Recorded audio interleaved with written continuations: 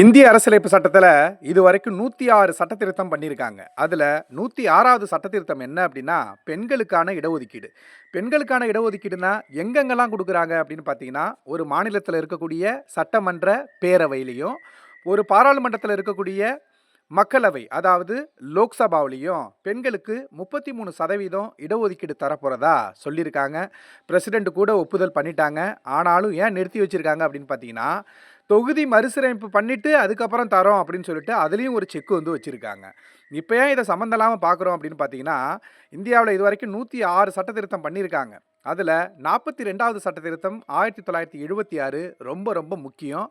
இதை ஒரு mini constitution அப்படின்னே சொல்லுவாங்க.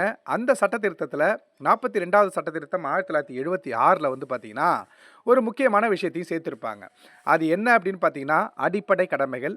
இந்த அடிப்படை கடமைகள் அப்படிங்கிற விஷயம் பற்றி இதுவரைக்கும் கேட்கப்பட்ட கேள்விகள் மற்றும் எதிர்பார்க்கக்கூடிய கேள்விகளை வந்து குயிக்காகவும் ஃபாஸ்ட்டாகவும் நம்ம வந்து பார்த்துடலாம். ரொம்ப ரொம்ப சிம்பிளான ஒரு டாபிக். ஆனால் இதில் இருந்து ஒரு கேள்வி கட்டாயம் வந்து பார்த்திங்கன்னா டிகிரி லெவல் எக்ஸாமாக இருக்கட்டும் இல்லை நார்மல் லெவல் எக்ஸாமாக இருக்கட்டும் ஏதாச்சும் ஒன்று வந்து கேட்டுடுறாங்க. அதனால் தெளிவாக ஒரு 7 நிமிஷம் மட்டும் கவனிங்க. மீதி எல்லாமே வந்து நான் பார்த்துக்கிறேன். ஓகேங்களா? ஸோ அடிப்படை கடமைகளை பொறுத்த வரைக்கும் இதை வேணும்னு சொல்லிட்டு யாராச்சும் பரிந்துரை பண்ணியிருப்பாங்கல்ல, அது யார் அப்படின்னு பார்த்தீங்கன்னா ஸ்வரன் சிங் அப்படிங்கிற ஒரு கமிட்டி தான். ஸ்வரன் சிங் அப்படிங்கிறவங்க தான் இந்த அடிப்படை கடமைகள் வேணும் அப்படின்னு சொல்லிட்டு பரிந்துரை பண்ண கமிட்டி, ஸ்வரன் சிங் கமிட்டி. அதுக்கப்புறம் இதை எந்த சட்டத்திருத்தத்தின் அடிப்படையில் சேர்த்தாங்க? 42வது சட்டத்திருத்தம் 1976. அப்புறம் இந்த சட்ட திருத்தத்தை பற்றி, அதாவது சட்ட திருத்தம்னா ஃபஸ்ட்டு என்ன அப்படின்னு பார்த்தீங்கன்னா, ஏதாச்சும் ஒரு விஷயத்தை வந்து சேர்க்கிறது, இல்லை ஏதாச்சும் ஒரு விஷயத்தை நீக்கிறது, இல்லை ஏதாச்சும் ஒரு விஷயத்தை புதுசாக அதில் இன்னும் ஒரு வார்த்தைகளை போட்டு அதை கொஞ்சம் சேஞ்ச் பண்ணுறது. இதை தான் வந்து சட்ட திருத்தம் அப்படின்னு சொல்லுவாங்க. 42வது சட்ட திருத்தம் 1976 அடிப்படையில் அடிப்படை கடமைகள் சேர்க்கப்பட்டது. இதை பற்றி பேசக்கூடிய ஆர்டிக்கல் என்னன்னா 51A. ஒரே ஒரு சட்டம் தான் இதை பற்றி பேசுது. ஸ்டார்டிங்கில் வந்து பார்த்திங்கன்னா அடிப்படை கடமைகள் அப்படின்னு சொல்லிட்டு ஒரு 10 அடிப்படை கடமைகளை வந்து வச்சிருந்தாங்க. ஆனால் ஸ்வரன் சிங் கமிட்டி வந்து மொத்தம் 8 அடிப்படை கடமைகள் தான் சொல்லியிருந்தாங்க. 8 அடிப்படை கடமைகள் தான் சொல்லியிருந்தாங்க. ஆனால் அதுக்கப்புறம் இந்திய அரசியலமைப்பு சட்டத்தில் இது சேர்க்கும்போது 10 அடிப்படை கடமைகளாக வந்து சேர்க்கப்பட்டது. ஆனால் இப்போதைக்கு 11 அடிப்படை கடமைகள் வந்து இருக்குது. அது என்னங்கிறத டீட்டெயில்டாக நம்ம வந்து பார்த்துடலாம். சரிங்களா? ரொம்ப ரொம்ப சிம்பிள். ஓகே, 10 அடிப்படை கடமைகளை பொறுத்த வரைக்கும் இதை 10 அடிப்படை கடமைகளையும் எந்த சட்டத்தில் சொல்லியிருக்காங்க? Article 51A. ஓகேங்களா? ஃபஸ்ட்டு அடிப்படை கடமை என்ன கொடுத்துருக்காங்கன்னா, இந்திய அரசியலமைப்பு சட்டத்தை மதிக்கணும். இந்திய அரசியலமைப்பு சட்டம், அதுக்கப்புறம் இந்திய அரசியலமைப்பு சட்டத்தோட கொள்கைகள், தேசிய கீதம், தேசிய கொடி, தேசிய சின்னம் இது எல்லாத்தையும் மதிக்கணும்னு சொல்லியிருக்காங்க. ரொம்ப சிம்பிள். இந்திய அரசியலமைப்பு சட்டத்தின் படி நடக்கணும். ஓகேங்களா? ரெண்டாவது என்ன சொல்லியிருக்காங்கன்னா, to cherish and follow the Nobel ideal which inspired the national struggle for freedom. அதாவது இந்திய சுதந்திர போராட்டத்திற்கு தூண்டுகோலாக இருந்த நோக்கங்களை மதிக்கணும் அப்படின்னு சொல்லியிருக்காங்க. இந்திய சுதந்திர போராட்டத்திற்கு தூண்டுகோலாக அமைந்த நோக்கங்களை மதிக்கணும் அப்படின்னு சொல்லியிருக்காங்க. இன் ஷார்ட், சுதந்திர போராட்ட வீரர்கள் மற்றும் அவங்க செய்த தியாகங்களை மதிக்கணும் அப்படின்னு சொல்கிறாங்க.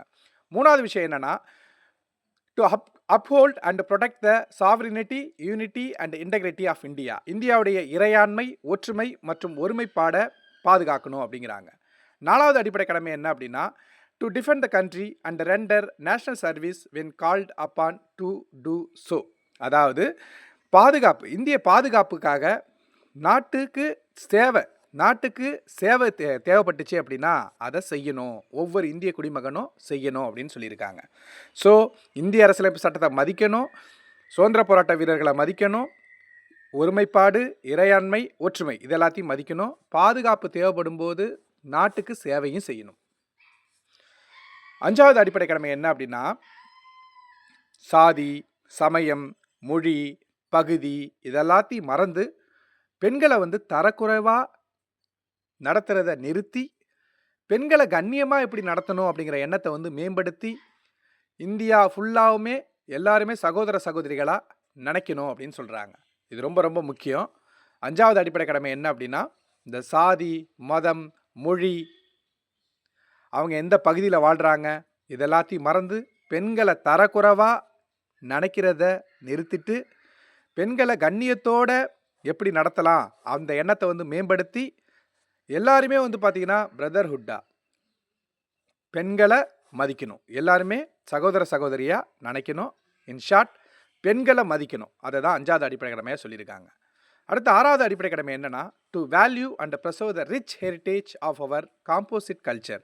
நம்மளுடைய கலப்பு கலாச்சாரத்தை மதிக்கணும். 6வது கலாச்சாரத்தை மதிக்கணும். புரியுதுங்களா? 7வது அடிப்படை கடமை என்ன சொல்லியிருக்காங்கன்னா, சுற்றுச்சூழலை பாதுகாக்கணும். சுற்றுச்சூழலை பாதுகாக்கிறதுக்கு நம்ம வேலை செய்யணும். சுற்றுச்சூழல்னா என்ன? ஆறுகள், ஏரிகள், காடுகள், வனவிலங்கு சரணாலயங்கள் இதை எல்லாத்தையுமே வந்து பார்த்தீங்கன்னா பாதுகாக்கணும். புரியுதுங்களா? அதேமாரி அதை மேம்படுத்தணும். அதுக்கப்புறம் அறிவியல் மனப்பான்மை, மனித நேயம், ஆராய்ச்சி மனப்பான்மை இதை எல்லாத்தையுமே நம்ம வளர்த்துக்கணும் அப்படிங்கிறாங்க. ஓகே. 8வது வந்து என்ன சொல்லியிருக்காங்க?